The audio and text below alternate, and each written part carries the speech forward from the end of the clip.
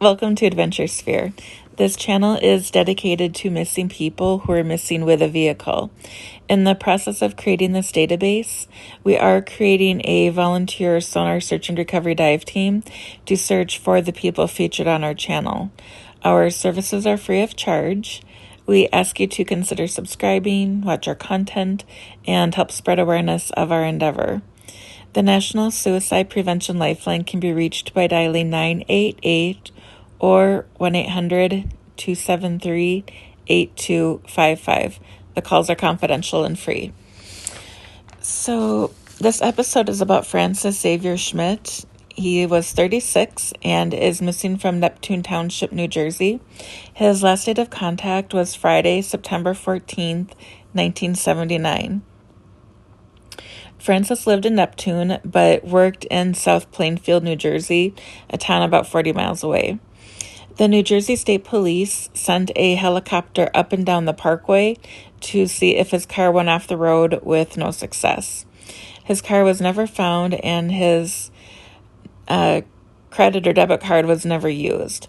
Francis drives a white 1978 Buick Regal, New Jersey license plates 794 IXA. The Neptune Township Police Department is investigating. They can be reached at 732-988-8000. Francis's case number is 7914780. The weather was nice that day. The high was 78 and the low was 71. Sunrise at 6:36 a.m. and the sunset at 7:07 p.m. I did find a couple of news articles with varying degrees of accuracy. They're from the same newspaper, but a month apart from each other. The first one stated that a nationwide alert was issued for the father of four. His home address was 210 Brighton Avenue. Francis was seen just before midnight, September 14th, in South Plainfield by a friend, Thomas Cox, who had dinner with Francis that evening. Francis was a self-employed electronics designer, and Thomas had followed Francis's car. This article says it's a blue 1978 Buick Regal with a red interior, New Jersey license plate 794 IXA. Francis was driving the Buick Regal, and Thomas said that he was driving behind him in the direction of Route 46 South. I'm curious where they had dinner that evening, and then the Route 46, did Thomas exit off of the road before Francis did? So he was just speculating that Route 46 was his destination, or was he maybe taking side streets off of there? Thomas, however, did later identify the documents that were found at Francis's job site. Let's see here. So it also went on to say that Francis's wife, Joan, reported him missing when he failed to return home. Francis left his checking account untouched and had a large sum of money in his office. The Township Police in Neptune were working with the South Plainfield Police, but they couldn't find Francis's car. And then the following month, on November 14th, they had published another article that says he was seen just before midnight in the Parsippany Troy Hills Township. A reward was offered by police. A reward was offered, and then police had dedicated a phone number to find Francis. He was last seen driving a white 1978 Buick Regal, heading toward Route 46 South. In this article, they said that his wife is Jody. So, which one was right? I'm thinking it might have been the first article, since that has the same Buick Regal. No, I'm sorry. That has the blue Buick. So the second one might be better because it had the white Buick Regal. The other databases had the same information about. So I do have some other questions. If his friends or family see this, I'm hoping they could get in contact with me and help. The questions that I'm asking may help narrow down our search area and ultimately bring him home to his family. So, what was his exact work address, and what other places did he like to frequent?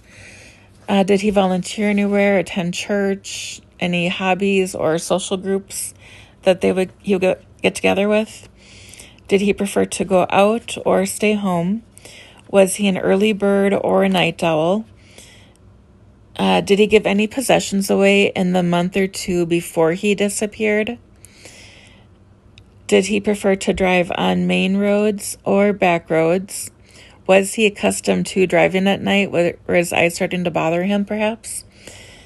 Was there any road construction on his normal routes to and from work that may have had detours that were mandated to take?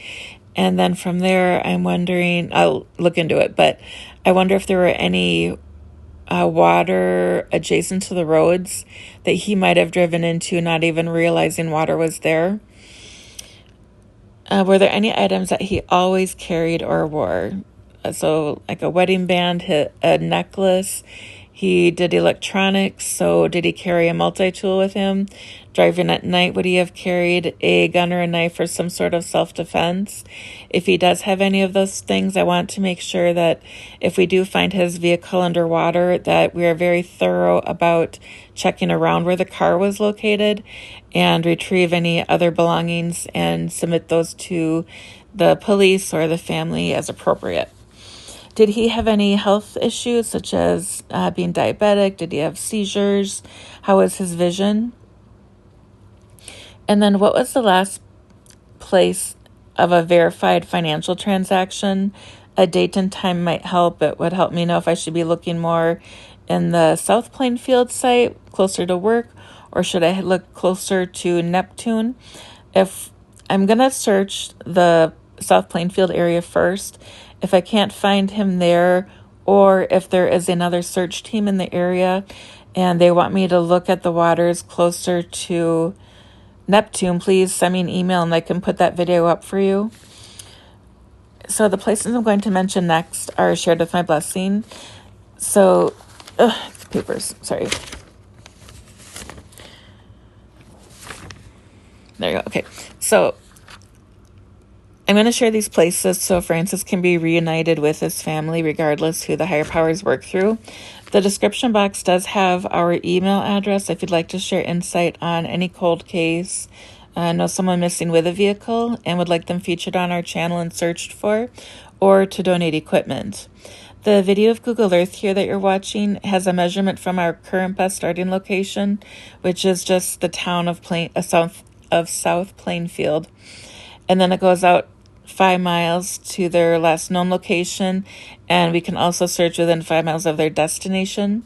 If an area has been heavily searched, we may expand the search area, but please keep in mind that accidents tend to happen closer to home. So around South Plainfield, there is Spring Lake, Best Lake, Watchung Lake, Watchung Lake, the Raritan River. There is a small pond between the railroad tracks and Birch Run Drive. The trees look pretty full grown right there, but we need to look at the topography as it would have appeared, 40 years ago now? So the trees might not have been there when this actually happened. Let's see here. So we've got water at Johnson Park, Roosevelt Park. There's a New Market Pond. There's water near the intersection of Centennial Avenue and South Washington Avenue. And then there's Cedar Brook Lake. If you'd like to help Francis's family find him, please subscribe, give the video a thumbs up, and ring the notification bell to receive progress reports. I'll let the video play out here so you can see the entire search area. If you see something I missed, please let me know in the comment section below. Thanks for watching, stay safe, and remember that we love you.